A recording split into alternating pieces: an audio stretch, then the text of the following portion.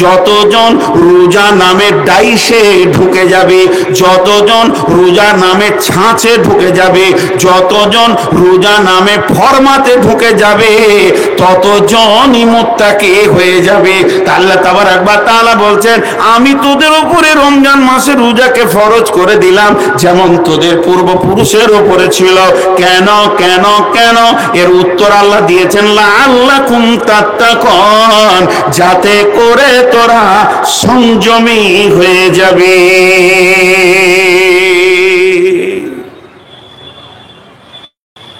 এবার এটা পরীক্ষা করে দেখিয়ে দিই কি রকম সংযমী। আপনার ভিতরে একটা যোগ্যতা লুকিয়ে আছে, আপনি নিজে জানেন না, আমি জানি। এটা কখনো কখনো হয়। আমি আমাকে চিনি না, আমাকে আর একজন চিনেন, এটা কখনো কখনো হয়, সব সময় হয় না। যেমন দু একটা উদাহরণ দিই। আপনি লুটুস লুটুস করে ঘুরে বেড়াচ্ছেন, আর আপনার পাশের বাড়িতে একটা বেটির বিয়ে হয়েছে, তোর বাপটা হলো MBBS ডাক্তার, তোটা আপনার চাচার বিহাই হলো, আপনার চাচার বিহাই। আপনি লুটুই লুটুই করে ঘুরে ওর সামনে গেছেন, সম্ভব হলো, আসসালামু আলাইকুম, কখন এলেন স্যার? তো ডাক্তার ওয়ালাইকুম সালাম বলে বলছে, তোমার যে জন্ডিস গো, আপনি জানেন না, ও জানলে, তোমার যে জন্ডিস গো, চোখ মুখ দেখে মনে হচ্ছে, একবার চেক আপ করো তো রে বাবা। হ্যাঁ, বিকালে চেক আপ করেছে, বলছে জন্ডিস একদম পাক্কা। তো আমি কি আছে আমার ভিতরে আমি জানি না, ওই রকম জহুরির পাল্লাই পড়লে আমাকে আমার যোগ্যতাটা খুলে বের করে দিবে। কথাটা বুঝে আসলো কি না? কথাটা একবার হা না বলেন। আর একটা ক্ষেত্রে হয়, যারা শিক্ষক হয়, একটা শিশু, ক্লাস 8-এর শিশু, 13 বছর বয়স, 14 বছর বয়স, 12 বছর বয়স, ও জানে না আমি কি, কিন্তু শিক্ষক ওকে যখন পড়ায়, ও যখন পাটাপাট শিক্ষককে উত্তর মারে প্রশ্নে, তখন শিক্ষক অন্যজনের কাছে গল্প করে, এটা মাল, ওটা একটা মাল স্কুলে, ও তৈরি হবে, ও ডাক্তার হবে, ও ইঞ্জিনিয়ার হবে, চ্যালেঞ্জ দিলাম, ও যা নাম্বার মাধ্যমিকে তুলবে, বিহারে কারো ক্ষমতা নাই, ঝাড়খণ্ডে। এটা কখন বলে? যখন। কিন্তু সে ছেলেটা আজও কিছু জানে না, সে ঘুরছে, খেলছে, বল খেলছে। তো এর ভিতরে যে যোগ্যতাটা লুকানো আছে, ওইটাকে বের করার একটা কৌশল, যে ওকে বলা যায় যে দেখো তুমি কত ভালো।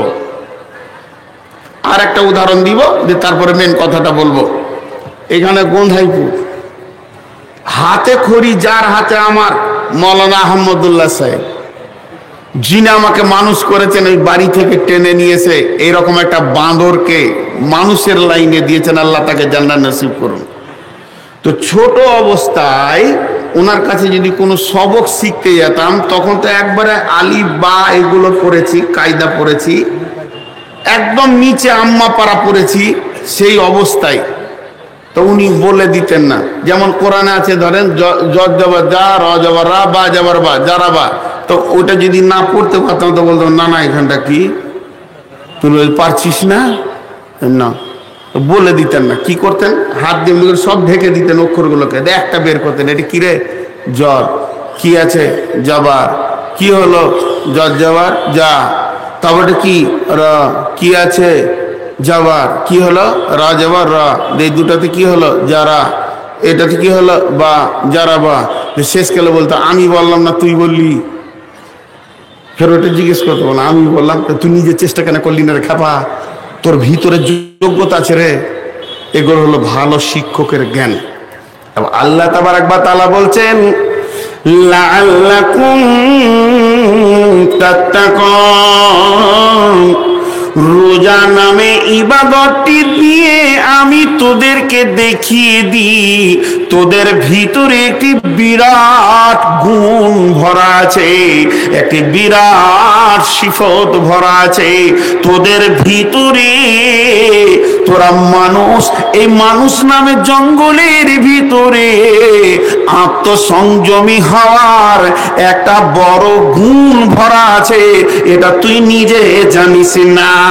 সাপের মনি কত মূল্য সাপ নিজে জানে না, ওটাকে বের করে মার্কেটের পাল্লাতে দিলে, তারা জুতে দিলে তখন বোঝা যায় কত মূল্য। তেমনি এই মানুষগুলির ভিতরে আত্মসংযমের একটা গুণ ভরা আছে। কেন? যতগুলি হালাল খাবার, মাছ মাংস রুটি ভাত শাক সবজি কোল্ড ড্রিঙ্কস রসগোল্লা মিষ্টি চমচম ল্যাংচা পৃথিবীর বুকে যেগুলো হালাল, আমি হারামের কথা বলছি না, এই হালাল গুলোকে আল্লাহ সারা দিন হারাম ঘোষণা করে দিল। আমি আর রুটি খেলাম না, আমি আর মাছ খেলাম না, আমি আর মাংস খেলাম না। শুধু তাই নয়, যার ওপর নাম জীবন বলেছে বিজ্ঞানীরা, জলের ওপর নাম জীবন, যেটা মুহূর্তে মুহূর্তে আমাদের অতি প্রয়োজন, এটা সকাল থেকে এমন পেশা লেগেছে, জান টানতে চলেছে, তবু আমি বোতলের পানিতে হাত দিলাম না, আমি খেলাম না। তাহলে আমার বাঁচার একটা যোগ্যতা রয়েছে। শুধু এই পর্যন্ত নয়, যে মেয়েটিকে আমি বিয়ে করেছি, আজকে তাকে নিয়ে 10 বছর 5 বছর 2 বছর 20 বছর সংসার করছি, সে আমার ভোগ বুঝে, তার ভোগটা আমি বুঝি। সে আমার চোখের দিকে তাকালে আমি বুঝি, তার চোখের দিকে তাকালে সে আমাকে বুঝে। আমাদের দুইজনের সেটিং হয়ে আছে, কিছু বলা লাগে না। তবে ওই মেয়েটিকেও ছেড়ে আমি থাকতে পারলাম গোটা একটা মাস। শুধু এই পর্যন্ত নয়, যদিও তাকে ব্যবহার করে ফেলেছি, ফজরের জামাতে আমি কামাই করিনি, যেহেতু নাপাক হালাতে আমি সাহারি খেতে পারি না, যদি আমি জেগে থাকি সময় থাকে তো, তাহলে আমার কাছে 3খানা যোগ্য আল্লাহ আমার ভিতর থেকে হীরের টুকরোকে টেনে বের করে আমার সামনে টেবিলে নামিয়ে দিলে। 1 নম্বরে বলল তুই হারাম থেকে বাঁচার যোগ্যতা তোর আছে, 2 নম্বরে বলল প্রতি রাত্রে গোসল করার ক্ষমতা তোর রয়েছে, 3 নম্বরে বলল নারী নামে এমন একটা লোভনীয় জিনিস বিলাসিতা থেকে, এর ভোগ থেকে তোর বাঁচার ক্ষমতা আছে। এই 3টে যোগ্যতা দেখিয়ে দেওয়ার পর আল্লাহ বলছেন, গোলাম রে, আমি 1 মাস তোকে ট্রেনিং করালাম। মিলিটারিরা 6 মাস ট্রেনিং করে আর 16 বছর ধরে জিহাদের ময়দানে চাকরি করে, তাহলে 6 মাসের ট্রেনিংটা 16 বছরে ক্ষয় হয়। আর আমার আল্লাহ বলছে, তোকে আমি রমজান মাসে 1 মাসের ট্রেনিং করে তোর ভিতর থেকে হিরে মণি মাণিক্যগুলো বের করে তোর সামনে দিয়ে দিলাম।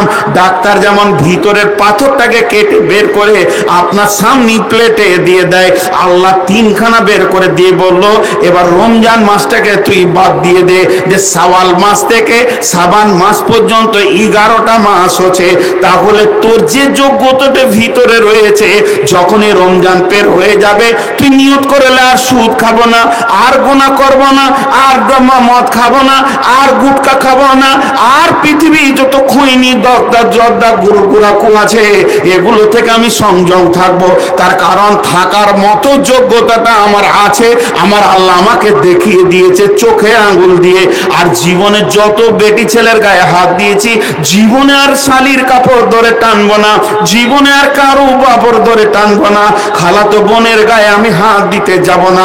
কারণ আমি হালাল মেয়েটাকে হাত না দিয়ে যখন থাকতে পেরেছি, তো এগুলো থেকেও আমি সংযম থেকে যাব।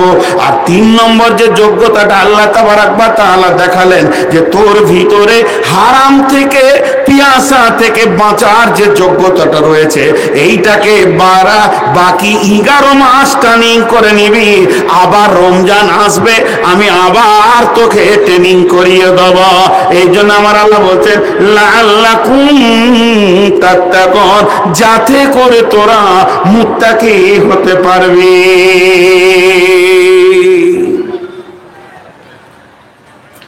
ঘড়ি আগায় না কেন গো? আল্লাহ বিয়াদব ঘড়ি, বকে বকে ক্লান্ত তখন থেকে 1 ঘন্টা। সভাপতি গোস্ত কত খেয়েছে গো, ঘেমে গেছে আবার। মাংস খেতে খেতে হাড় চিবাতে চিবাতে ভেঙে দিত। অনেক দূর হেঁটে যেতে হবে না? অনেকটা রাস্তা। দেখেন রোজা কি কাজে লাগে। রোজার ফতোয়া অনেক শুনতে পাবেন, এ করা যাবে ও করা যাবে না, বড় বড় আলেমদের কাছে শুনবেন। আমি খালি রোজার উপরে দর্শন কথাগুলো বলবো আজকে। প্রথমেই বলেছি যে দর্শন তথ্যগুলো বলবো। কাউকে যদি বলছি যে ভাই বিড়িটা ছাড়বো, যে হ্যাঁ আস্তে আস্তে ছাড়বো।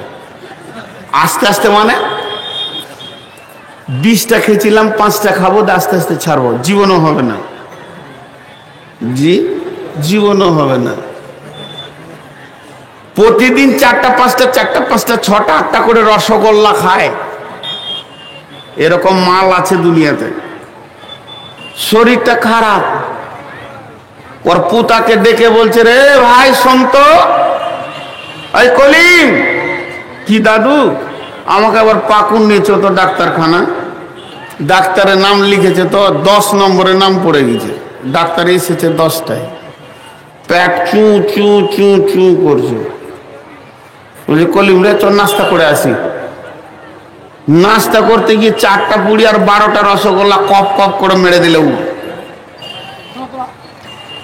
তারপরে ডাক্তারের কাছে লাইন পেল।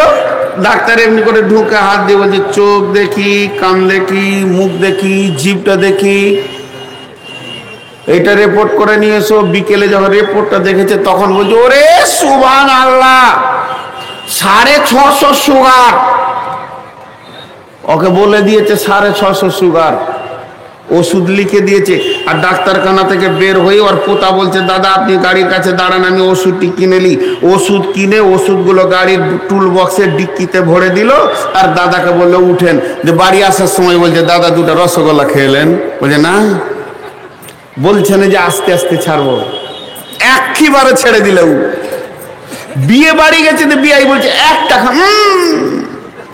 যখন ও বুঝে নিয়েছে যে আমি ফুটে যাব, মতের ভয় যখন ওর কাছে এসেছে, তখন ও এক চান্সে ছাড়তে পেরেছে।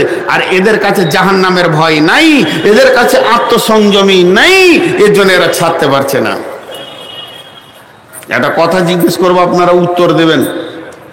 একটা হচ্ছে প্রাইমারি স্কুল আর একটা হচ্ছে high school. Primary school, high school. High school কি বিরাট বড় এইচএস হাই স্কুল, সেখানে 500 700 800 ছেলে পড়াশোনা করে। রাষ্ট্রবিজ্ঞানের মাস্টার এসেছে কি জীবন বিজ্ঞানের মাস্টার এসেছে, এসে ক্লাস করতে শুরু করেছে। কোনো কারণে একটা কথা বলতে গিয়ে সাবজেক্টটা পুরা হয়নি, যে ঘন্টা পড়ে গেছে, টাং করে মাস্টার আর ওই রুমে থাকবে না, ক্লাস 7-এর রুমে চলে যাবে। 9-এর থেকে 7-এর রুমে চলে আসছে। 9-এর ছেলেরা দেখলো যে আজকের বিষয়টা কমপ্লিট হলো না। পরের দিন যখন শুক্রবারে সকালে মাস্টার এসেছে, তো মাস্টার অন্য বিষয় ধরতে গিয়েছে, তখন ছেলেরা বলবে, স্যার গত কালকের বিষয়টা কমপ্লিট হয়নি, এটা কমপ্লিট করে দেন। কেন কেন কেন বলবে? এর উত্তর হচ্ছে যে এরা বুঝলকার ছেলে, এদের মাথা, ব্রেন, মন, মস্তিষ্ক ঠিক হয়ে গেছে, এরা শিখতে এসেছে, এরা লোড করছে, লোড নিজে থেকে করছে, আমাকে মানুষ হতে হবে। আর প্রাইমারি ছোট বাচ্চাদের, ওদের যে স্কুল কত কঠিন আযাব তো ওরাই জানে। আমার মেয়েটা যখন 3 বছরের 4 বছরের, টিউশনি দিয়েছি বাড়িতে। একটা ইংরেজি এম.এর ছেলে, ওকে একা পড়াবে, আসবে তো ও যে খুব মেহনত করে করে পড়ালো, মারা গেছে আল্লাহ মাফ করুন। তো আমি যখন ভোরে উঠাতে যেতাম, সকাল 6টায় চলে এসছে মাস্টার বসে আছে, মা উঠো। তো আমাকে একটা লাত মেরে দিলে আগে, আর ও মাকে একটা লাত মেরে দিলে, দিয়ে বলছে মাস্টার পড়াইতে জানে না, ও মাস্টার কাছে পড়বো না। ইংলিশ এম-এর মাস্টারকে বলছে পড়াইতে জানে না, ও পড়বে ABCD। তার মানে ওর পড়া খুব কষ্ট। আর স্কুল যাবে তো খালি এরকম করবে। স্কুল যদি কোনো রকম পৌঁছায়, তো একবারে দেয়ালের এক কোণে বসে থাকে, যেন মাস্টার আমাকে দেখতে না পায়। ফাঁকিবাজি হলো প্রাইমারির ছাত্ররা। মাস্টারকে খেয়াল রাখতে হয়। আমরা যখন ক্লাস 1-এ পড়েছি, আমাদের একটা বর্ধমানের দিদিমণি ছিল, ম্যাডাম, খুব কড়া। ওই উঠাই, উঠাই শিগগিরি আয়। আর ওর দাঁত ছিল সালা ফালা ফালা দাঁত, দেখি ভয় লাগতো, তো জানের ভয়ে যেতাম, দিয়ে বলতে রাখ রাখ বই রাখ, টেবিলে রাখ রাখ রাখ, বলা আবার আবার বলা। মাস্টার নিজে বলছে 18 বার, তখন ছেলে বলছে ও যা, ও একবার বলেছে। মাস্টার যে পড়াবে ও বলছে 18। তাহলে বলেন প্রাইমারি স্কুলকে পড়াতে বেশি কষ্ট না হাই স্কুলে পড়াতে বেশি কষ্ট? এতগুলি লোক ঠিক করে উত্তরটা দেন, সবাই একবার মুখ খুলেন। কোন শিক্ষকের মেহনত বেশি আর বেতন কার বেশি? এটা বেইনসাফ। বেতন এদের বেশি দেওয়া দরকার। পাশ্চাত্য দেশ যত আছে প্রাইমারির বেতন বেশি আর ড্রাইভারের বেতন বেশি। জানেন একটা দেশ আছে কলেজের সমান ড্রাইভাররা বেতন পায়। কেন? ওদের আইন হচ্ছে যে এরা জীবনকে নিয়ে খেলা করে। আজকে একটা ছেলে মারা গেছে আপনাদের চাঁচকি না, গত রাত্রে অ্যাক্সিডেন্ট করে মারা গেছে, একদম লাশকে টেনে বের করতে হয়েছে। তাহলে বলেন, তো আল্লাহ তাবারক ওয়া তাআলা বলছেন কারণটা তোরা দেখলে, হাই স্কুলে ছেলেরা লোড করে নেই আর প্রাইমারি ছেলেদেরকে লোড করতে হয়। পার্থক্য খালি এইটাই, হাই স্কুলে ছেলেরা লোড করে নেই আর প্রাইমারি ছেলেকে লোড করতে হয়, এইটাই হলো পার্থক্য। তো আর রোজাটা হলো মুত্তাকি বানার প্রাইমারি স্কুল, রোজাটা হলো মুত্তাকি বানানোর প্রাইমারি স্কুল। আমি রোজা রাখিয়ে তোদেরকে মুত্তাকিটা লোড করে দিই তোদের ব্রেনের ভিতরে, তোদের দিলের ভিতরে, তোদের হৃদয়ের ভিতরে, তোদের ইমানের ভিতরে তাকওয়া পরেজগারি নাই। তোরা আলা ভুলা খেলাতে ভুলে চলে গেছিস। তা আমি আল্লাহ কত বড় মেহেরবান, আমি মনে রেখেছি যে আমার এই বান্দাগুলো দুনিয়াতে মেতে গিয়ে আর মুত্তাকি নাই, এরা আলা ভোলা পাগলা হয়ে ঘুরে বেড়াচ্ছে। এদের খেয়াল নাই যে এদেরকে মুত্তাকি হতে হবে। এই জন্য আমি রমজান মাসের রোজাটা দিয়ে দিলাম। যখনই রোজা আসবে আর ওর ভিতরে ঢুকে যাবি, আর আমি আল্লাহ তোর ইমানের উপরে মুত্তাকির স্ট্যাম্পটা মেরে দিব রে। এর জন্য আল্লাহ বলছেন ইয়া আইয়ুহাল্লাযীনা আমানু কুতিবা আলাইকুমুস সিয়ামু কামা কুতিবা আলাল্লাযীনা মিন ক্বাবলিকুম লাআল্লাকুম তাত্তাকুন। হে ঈমানদারেরা, তোমাদের উপরে আমি রোজাকে ফরজ করে দিয়েছি যেমন তোমাদের পূর্বপুরুষের উপরে ছিল। কেন করলাম? লাআল্লাকুম তাত্তাকুন, যাতে করে তোরা মুত্তাকি হয়ে যাবে।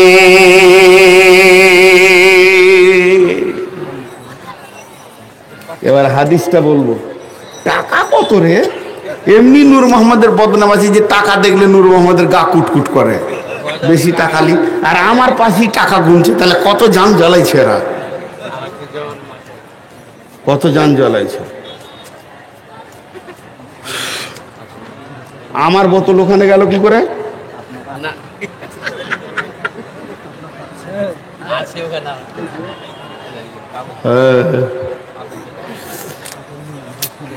জি ভাই, এবার হাদিসটা বলবো আপনাদের সামনে। হাদিসটা বলবো আমার পরে না, কাজকে যাকে দিবেন তাকে টাকা নেই, কোনকে ছাড়বো, কথা হয়ে যাবে। বসে থাকো, এত বসে থাকবো, এনে রাখো, খাওয়া দাওয়া জীবনে এই কাজ আর করবো না, আর পারছি না, শরীরও চলছে না। হাদিসটার কি সাইকোলজিস্ট লুকিয়ে আছে দেখেন। এখানে প্রাইমারিটা বলছি আর ওই কি গাটার নাম, ওখানে গিয়ে হাই স্কুল স্তরটা বলবো। রোজার দুই জায়গায় ভাগ করে নিয়েছি, একই বায়ান হবে কিন্তু হাই স্তর হবে, সব কথা আলাদা। এখানে প্রাইমারিটা বলছি, ফার্স্টে বলছি তাতে বিসমিল্লাহির রহমানির রহিম। قال نبي صلى الله عليه وسلم من صام رمضان إيمانا واحتسابا غفر له ما تقدم من ذنبه বিশ্ব নবী বলছেন, দয়ার নবী বলছেন, আখিরি নবী বলছেন, শেষ পয়গম্বর বলছেন, নবীদের নবী বলছেন, কি বলছেন? যে পৃথিবীর বুকে রোজা রাখলো ঈমান আর ইহতিসাবের সঙ্গে, আল্লাহ তাআলা তার বিগত জীবনের অনেক গুনাহকে গুনার ভিতর থেকে মাফ করে দেবেন। যারা বলেন সুবহানাল্লাহ। সুবহানাল্লাহটা আর একটু জোরে শুনতে চাইছি, এরপরে বলবো তখন জোরে সুবহানাল্লাহ বলবেন। ওখানে ও জালসা করছে কেন? দেখেন একটা 4-5 জনকে নিয়ে একা জালসা করছে, দেখেন জালসার ভিতরে জালসা। হায় রে আল্লাহ, কি করে আমি আর জালসা করি? দেখেন ও একাই চালাইছে বক্তৃতা। ও যে কি নসিহত করছে 10-15 মিনিট থেকে আল্লাহ জানে। ভাই তোমরা বস, জোরে সুবহানাল্লাহ শুনবো এবার।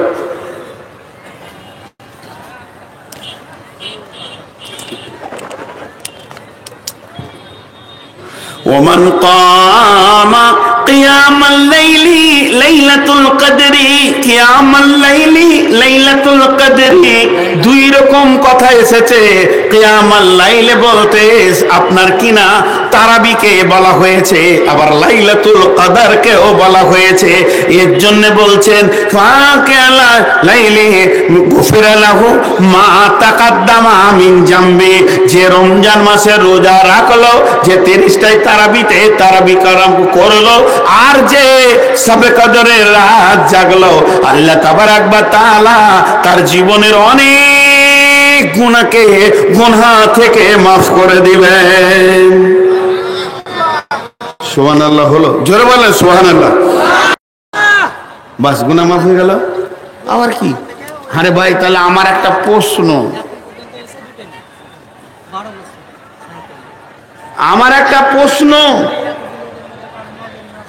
প্রশ্নটা খুব ভালো করে শুনবেন। সারা বছর গুনাহ করব, রোজা রাখবো, মাফ হয়ে যাবে, তাহলে আর মাঝের নামাজ পড়ে কি দরকার?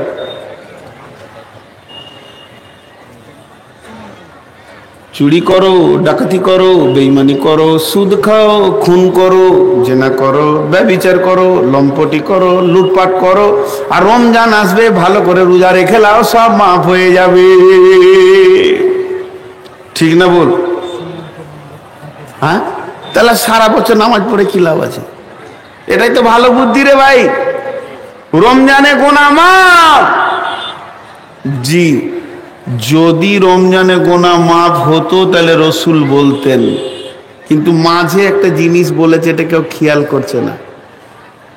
আমি বলছি কি, আমি বলছি শর্ত মশরুত। আমি এতগুলো লোককে বলছি, আপনাদেরকে সবাইকে 10,000 করে টাকা দিব যদি আপনাদের ভোটার লিস্টের আধা ভোটার কার্ডটা বাংলাদেশের হয়। হাজি হবে কারো? হলো না, টাকা ফেলে না, কুদ দিয়ে গেল। দিনের রাত 12টায় সূর্য দেখাও, 1 লাখ টাকা দিব। তো স্যার, এই মসজিদে ইমাম নাই, আমাকে কমিটি বলছে আপনি গোটা রমজান মাস চালাবেন, আমি 20,000 টাকা দিয়ে দেব। আমি একদিনও আসিনি রোজাতে, ঈদের দিনে এসে কেসিয়ারকে দেখা করছি, টাকাটা। কেসিয়ার বলছে তুমি যে রোজাতে ছিলে না, বলো ওটা নিলে আমি ভুল করেছি, আমার ওয়াদা খেলাপ করেছি, আল্লাহর কাছে তওবা তিলা করবো। তো তোমাদের ওয়াদা তোমরা কেন খেয়াল করবে? তোমরা কেন ওয়াদা খেলাপ করবে? এটা হবে? বলে হবে না, এটা ওর ওয়াদা খেলাপ নয়, ওর শর্ত ছিল তুমি ইমামতি করবে তো টাকা, করিনি তো টাকা দেয়নি, তাহলে হলো না। আল্লাহ নবী 2টা শর্ত করেছেন।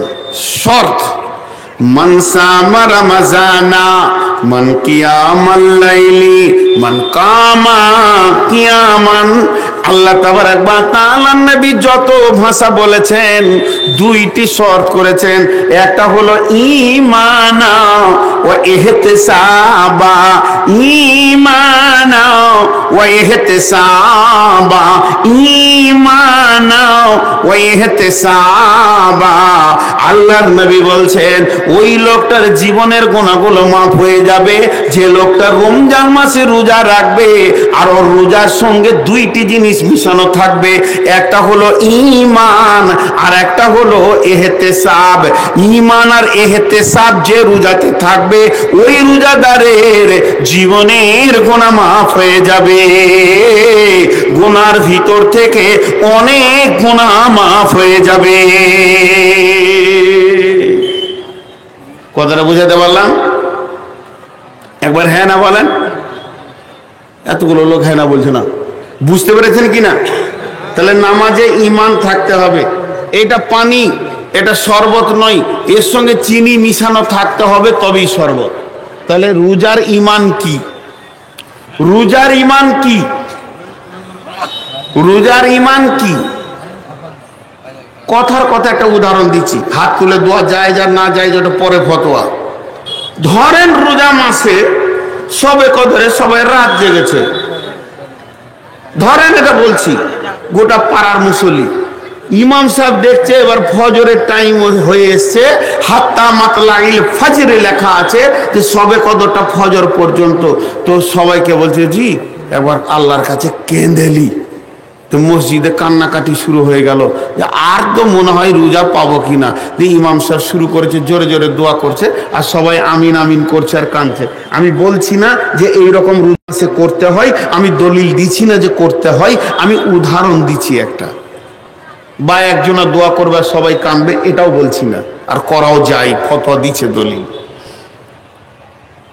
তো ইমাম সাহেব বলছে এই আল্লাহ সারা বছর সারা জীবনে গুনাহ করে করে কয়লা করে দিয়েছি, মাফ করে দাও। সবাই বললো আমিন। আবার চোখের পানিতে ডুকরে কেঁদে বলছে মাবুদ গো, জীবনে তোমার কোনো হুকুমকে ঠিক মতো মানতে পারিনি, তুমি মাফ করে দাও, আর আগামীতে যেন ঠিক মতো চলতে পারি তুমি তৌফিক দাও। সবাই বলছে আমিন। এই আল্লাহ আমি চুরি করেছি, বেঈমানি করেছি, জেনা করেছি, পৃথিবীর যত বড় বড় পাপগুলো করেছি তুমি মাফ করে দাও। আল্লাহ তুমি আমাদের রোজাগুলোকে কবুল করে নাও। ই বলছে আমিন, ও বলছে আমিন, হাজি সাহেব বলছে আমিন, গাজী সাহেব বলছে আমিন। মুয়াজ্জিন তো ডুকরে ডুকরে কাঁদতে শুরু করলো, আর 8-10টা মুসল্লি ভিতরে ভিতরে হু হু করে কাঁদছে। তারা নিজের পাপগুলো মনে মনে করেছে, আর এরই ভিতরে একজন মনে মনে করছে কবুল হতেও পারে না পারে, পাক্কা বেঈমান। আমি ওইটাই বলতে চাইছিলাম। আল্লাহ তাবারাক ওয়া তাআলা বলছেন যখন তুই রোজা রেখেছিস তোকে তখনই ইয়াকিন করে নিতে হবে পৃথিবীর কারো রোজা কবুল হোক আর না হোক আমারটা কবুল হবেই, আর আমার গুনাহ মাফ হবেই।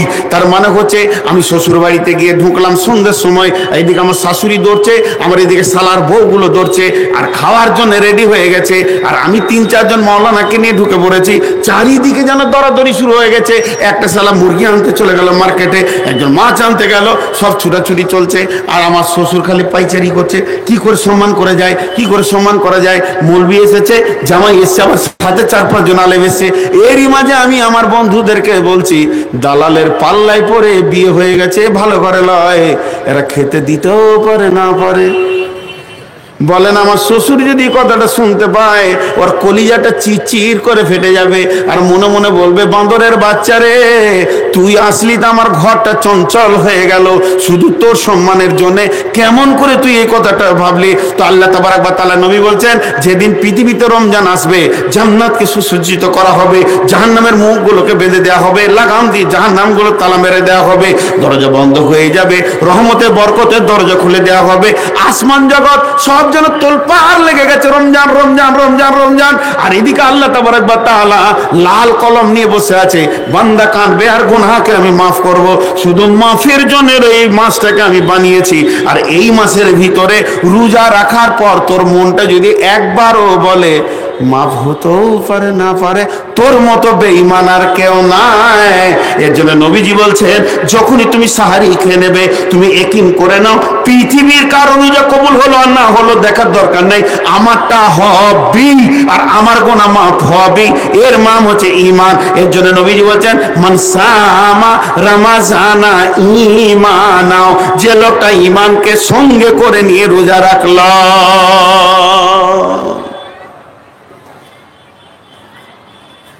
শাহাবুদ্দিন বাবজি কোথা দেখতে পেয়েছি না রে বাবা, এইখানে আসতে হবে স্টেজের কাছে, কলজে গরম হয়ে গেছে। এরপর চলেন ইহতিসাব। ইহতিসাব বা মানা ইখতিখলাস, তোর দিলকে শোধা, কেন রোজা রাখছিস। হাজি ভাই একটা উদাহরণ দিই, টিউ দেখেছেন? টিউ টিউ দেখেনি গো, শালা আজকে এই জালসা করবো তো একটা টিউ আনাও দরকার ছিল আমার। এতগুলো লোক হ্যাঁ না বলছে না, কোন মরা জায়গায় পড়েছি। টিউ দেখেননি এতক্ষণে? বেশ, তো টিউ একটা নজেল আছে, তো এই নজেল একজন সিরিঞ্চি পাম্পার লাগিয়ে খালি এরকম মারছে, ফাঁস ফাঁস ফাঁস, পাম হয় না। নতুন টিউ, এক মুরব্বী হেঁটে এসে বলছে, কি করছিস ভাই? দাদা পোতা হলো, বলছে দাদা পাম্প করছি, তোর টিউ যে কাটা। আমি কেটেছি? কত বড় ও বিজ্ঞানী, নিজের হাতে টিউটাকে একদম 1 ইঞ্চি ফাটিয়ে দিয়েছে ব্লেড দিয়ে, তারপরে পাম্প করছে। বলেন বৈজ্ঞানিক হবে কি হবে না? ও তো আকাশে উড়বে আর 2 দিন পর। আপনারা আমার সঙ্গে কথার উত্তর দেন, টিউটা পাম্প হবে? একদিনে হবে? 1 সপ্তাহে? 1 মাসে? জোরে বলেন, সূরা ইয়াসিন পড়ে যদি করা হয় ওই টিউটা কোনোদিন পাম্প হবে না। তার কারণ যখন ও টিউটাতে ওই সিরিঞ্চির পাম্পারে নাটটা লাগাতে গেছে, তার আগে ও টিউটার একটা সাইড কেটে দিয়ে লাগিয়েছে। অতএব রমজানের ইহতিসাব হচ্ছে কি? ইখতিখলাস, তুমি দিলকে শুধিয়ে লাও। কেন মসজিদে ঢুকেছো? যে লোকগুলি নিয়ত করে নিয়েছে রোজা শেষে মসজিদ থেকে বেরিয়ে যাব, আর মসজিদে থাকবো না, খালি রমজানটা ঢুকেছি, তার মানে পাকা টিউ কেটে পাম দিতে ঢুকেছে, এই লোকগুলি রোজা কবুল হবেও না, এদের গোনা মাফ হবেও না। এরা রোজার আগে যেমন ছিল তেমনি থাকবে। এরা উপোস করেছে, রোজা করতে পারেনি। ওই মাল আপনাদের এলাকায় আছে? খালি রোজার চাঁদ উঠবে তো মনে হবে যে হযরতজি ঢুকছে মসজিদে। আর ঘন ঘন মসজিদে বসে থাকা আর গল্প করার, ইমামকে খালি ফতোয়া জিজ্ঞেস করা, মনে হবে এর থেকে বড় ওলি কেউ নাই। আর প্রতিদিন গুনছে 8-10টা, মাত্র 20টা, আর 20টা হয়ে গেল মাত্র 10টা, 24টা হয়ে গেল 6টা, আর মাত্র 1 দিন আর 2 দিন। আর যেই পশ্চিম দিকে ঈদের চাঁদ উঠে গেল, মসজিদকে বলছে, মসজিদ রে 1 মাস এসেছিলাম, মাফ করে দিবি, পারলে দেখা যাবে জুমাতে আসবো, আর মসজিদ ঢুকবো না, এখন বেরিয়ে গেলাম, খালি কয়লা চুরি করবো আর বিক্রি করে বেড়াবো, মার্কেটে মার্কেটে ঘুরবো, গুটকা খাবো, আর এখানে আসবো না। 1 মাস দুপুদুপি করেছি, তুই ক্ষমা করে দিস মসজিদ, আবার পারলে দেখবো। এই বলেছে ঈদগাহ থেকে বিদায় নিল। আল্লাহ তাবারক ওয়া তাআলা বলছে, পৃথিবীর সবার সঙ্গে তোর চিটিংবাজি চলবে, আমার সঙ্গে চলবে না। তুই যে রোজার পরে মসজিদ থেকে পালাবি, এই কথাটা ইমাম জানে না, মুয়াজ্জিন জানে না, হাজি জানে না, গাজী জানে না, সর্দার জানে না, মাস্টার জানে না, মুফতি জানে না, কিন্তু আমি আল্লাহ জানি তুই পাকা চিটার। গায়ের লোক জানে, মুসল্লি এলো গেল, হাজি বলছে মুসল্লি এলো গেল, মুয়াজ্জিন বলছে মুসল্লি এলো গেল, আর আমি আল্লাহ বলছি চিটিং বাজি এলো আর গেল। খামকা উপোস করেছে, তোর ভাত খাওয়া আর রোজা না রাখা বারাবার। অতএব তুই যে আমার সঙ্গে চিটিং বাজিতে নেমেছিস, ব্যবসাতে নামিসনি। এর জন্য বিশ্বনবী বলছেন, মান সামা রমাজানা ঈমানাও, ঈমানের সঙ্গে রাখো ওই ইহতিসাবা। তুমি রোজা যেদিন রাখতে মসজিদে ঢুকবে সেই দিনেই নিয়ত করে নাও, জ্ঞান বশত, আক্কেল থাকতে, বিবেক থাকতে, ফরজ নামাজ জীবনে ছাড়বো না, মসজিদ থেকে জীবনে বের হব না। এই রকম নিয়ত করে যখন তুমি মসজিদে ঢুকে যাবে, বিশ্বনবী বলছেন, উম্মত রে তুই নিশ্চিত হয়ে যা, আল্লাহ তোর জীবনের, বিগত জীবনের অনেক গুনাহকে মাফ করে দিয়েছে।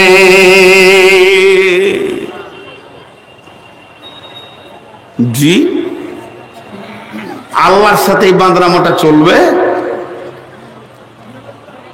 আমি যদি বলি যে একটা বাস ছাড়বো চাঁচকি থেকে, ভাড়া যা দিবে দিবে, প্রতিদিন পাটনা যাবে খালি, কিন্তু সিট আছে 56টা, 20টা প্যাসেঞ্জার নিব আর 36টা পকেট মার উঠবে। ওই গাড়িতে প্যাসেঞ্জার হবে, 36টা পকেট মার উঠবে, ওই গাড়িতে প্যাসেঞ্জার হবে। রোজাতে অনেকে মুসাল্লি দেখে খুশি হয়, আমি দুঃখ পাই যে পকেট মার গলা কেন মসজিদ ঢুকলো রে? হ্যাঁ, এই চিটিং বাজের দল মসজিদ কেন খারাপ করতে এলো রে? ওই যে কটা 12 মাস আছে ওই কটা থাকলেই ভালো হয়, আর না হয় নবীজি যেমন করে বলেছে ওই রকম তুমি তওবা তিল্লা করে ইখলাসকে সঙ্গে করে নিয়ে মসজিদে ঢুকে যাও, কেল্লা ফতে যাও, তোমার চিন্তা নাই, আল্লাহ তোমাকে মাফ করবে, তোমার গুনাহকে মাফ করবে।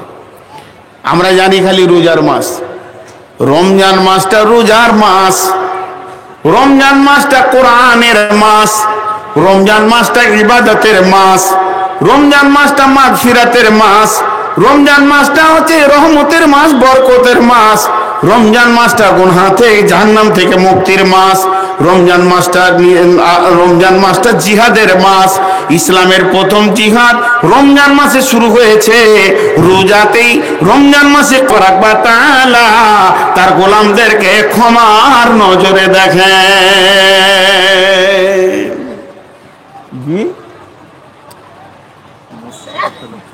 হ্যাঁ, ওটা চিন্তা নাই ইনশাআল্লাহ, ওইটাই খালি সব জায়গায় কানে কানে বলবে, আর এত মানা করছি তাও রাখতে পারছে না হিস। কোনটা মসজিদ আপনাদের? ওই যেটা ছিল মাশাআল্লাহ।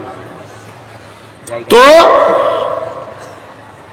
মাসটা কত বরকতের মাস। সবাই যতটি লোক আছি,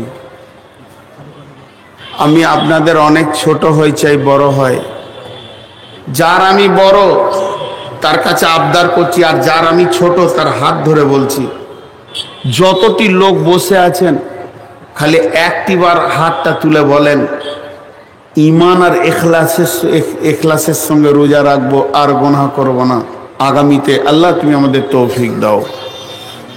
আমি যেমন যেমন করে বলাবো অমনি অমনি করে আপনারা বলবেন। সকলে মহব্বতের সঙ্গে আবার হাতটা তুলেন, সবাই সবাই বলেন, এই আল্লাহ তুমি ঈমানের সঙ্গে ইখলাসের সঙ্গে রোজা রাখার তৌফিক দাও, আর আমাদের জীবনের গুনাহকে মাফ করে দাও। হাত নামান। রাস্তা হচ্ছে 1টা 2টা 3টে 4টা, বুঝছেন? 4টা গুলকি আছে তোমার আপনাদের।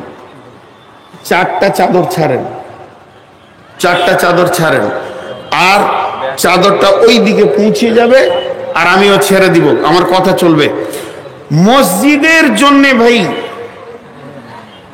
আচ্ছা, যদি চাদর না আছে তো এমনি চলে যান, 8 জন হাতে হাতে চলে আসবে ইনশাআল্লাহ। যান, হ্যাঁ ওই যে চাদর ধরেন, উঠবেন না। 2টি কথা এলান করে দিই, আধা ঘন্টার মতো কেউ কালেকশন করবে, ততক্ষণ নাব্বি সাহেব আমি পৌঁছে যাবে। উনিও আমার টাইমই ছাড়ছে আর আমিও ছাড়ছি। এই ক্রসটা খালি আধা ঘন্টা, ওখানেও কেউ আধা ঘন্টা আমার জন্য অপেক্ষা করবে, এখানেও আধা ঘন্টা হবে। এর জন্য কোনো ডিস্টার্ব হবে না। আপনারা আল্লাহর রাস্তে বসেন, আর যিনি কথা বলবেন নিশ্চয়ই তিনি কোনো ফুলের সেন্ট আপনাকে দেবে। চলেন, আরে আরো লোক ভরেন, আরো লোক ভরেন, আরো লোক ভরেন, কমিটির লোক আরো যান না রে ভাই। আরে বাবু যান, আর ওই যে যেমন হাতে করে নিচে অমনি করে নেন না, যান। হ্যাঁ, এখন আপনারা আমার কথাটা শুনেন ভালো করে। হ্যাঁ, ওই যে ক্যারিটা ধরে নাও, যাও চলে যাও, এই ক্যারিটা নিয়ে নেন, ওই ক্যারিটা নেন, এখন এই কোরআন শরীফের ক্যারিটা খুলে দেন, এটা একজন নিয়ে নেন। জি, আপনারা ঢুকে যান। হ্যাঁ, তো আমার কথা বন্ধ থাকবে না, আমি কথাই বলবো, আপনারা একটু ধৈর্য ধরেন। এটা একজনকে দিয়ে দেন। তো কি বললাম? মান সামা রমাযানা ঈমানান ওয়া ইহতিসাবা গুফির লাহু মা তাকাদ্দামা মিন জামবি। তো আল্লাহ তাবারাক ওয়া তাআলা রমজানের রোজার মারফতে, রোজার মতো ইবাদতের মারফত দিয়ে আমাদেরকে মুত্তাকি বানাতে চাইছে, মুত্তাকি বানাতে চাইছে। আমরা মুত্তাকি হয়ে গেছি। দেখেন, খাবার খেছি না, পান করছি না। মুত্তাকির হাই স্কুলটা কি? হাই স্কুলের আয়াতটা পড়ে দিয়ে যাই, তরজমা ওইখানে হবে রনডাঙ্গাতে। বিসমিল্লাহির রহমানির রহিম। লাইসাল বিররা আন তুওয়াল্লু উজুহাকুম কিবালাল মাশরিকি ওয়াল মাগরিবি ওয়ালাকিন্নাল বিররা মান আমানা বিল্লাহি ওয়াল ইয়াউমিল আখিরি ওয়াল মালাইকাতি ওয়াল কিতাবি ওয়ান নাবিয়্যিন ওয়া আতাল মালা আলা হুব্বিহি যাবিল কুরবা ওয়াল اليتامى والمساكين وابن السبيل والسائلين وفي الركاب وأقام الصلاة وآتى الزكاة والموفون بعهدهم إذا عاهدوا والصابرين في البأساء والضراء وحين البأس أولئك الذين صدقوا وأولئك هم المتقون। এটা তরজমা তাফসীর ওখানে হবে। এটা হাই স্তরের কথা বললাম, আর আপনাদেরকে প্রাইমারি স্তরের কথা বললাম। ভাই, সোনার অনেক দাম, সোনার অনেক দাম, সোনার অনেক দাম, কিন্তু সোনাকে আগুনের ভাটিতে ঢুকতে হবে, এসিডের জ্বালা নিতে হবে, হাতুড়ির বাড়ি খেতে হবে, ডাইসে ঢুকতে হবে, সোয়াগা দিয়ে ছিলবে, তবেই ও নাকে কানে, নাকে কানে গলায় হাতে ঝুলবে, হাসবে মানুষ, অলংকার বানাবে। তো মুমিনের অনেক দাম, মুমিনের অনেক দাম। আমরা এখানে যতজন বসে আছি কেউ বেঈমান নয়। আল্লাহ আমাদেরকে কম বেশি ঈমান দিয়েছে, কারো কম কারো বেশি, কিন্তু এই মুমিন যখন না খাওয়ার মতো রোজার ভিতরে ঢুকবে, পিপাসার জ্বালাতে বুকটা জ্বলবে, না খেয়ে যখন ওর আঁতুড়ির জ্বালা ধরবে, ওকে যখন ভোগ লাগবে, তখন আমার আল্লাহ ওকে গয়না বানাবেন, জান্নাতের অলংকার বানাবেন, জান্নাতের অলংকার বানাবেন। এটা আজকে আমার বক্তব্যের বিষয়। অতএব বন্ধুবর, আপনাদের কাছে হাত দুটো জোর করে বলছি, কেউ উঠে যাবেন না, কেউই উঠবেন না, কেউই উঠবেন না। মানুষটা আসতে 15-20 মিনিট লাগবে ইনশাআল্লাহ। তিনি এসে গেলেই বায়ান শুরু হবে। শুধু আমি একটা দেখতে চাইছি, আমার হাতে কেউ 5000 টাকা দেনাওয়ালা আছেন?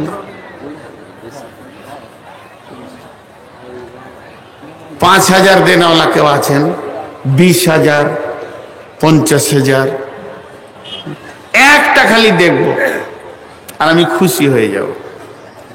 তারপরে নাদবি সাহেব আসছেন, মাশাআল্লাহ, একজন খালি 5000 দেন, মসজিদের জন্য দেন, মসজিদের জন্য দেন, আল্লাহর জন্য দেন। একটাও নাম আসবে না এতগুলির ভিতরে, একটাও আসবে না একটা।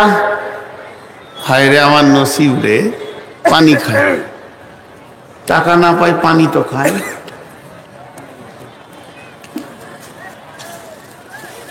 জি, একটাও আসবে না।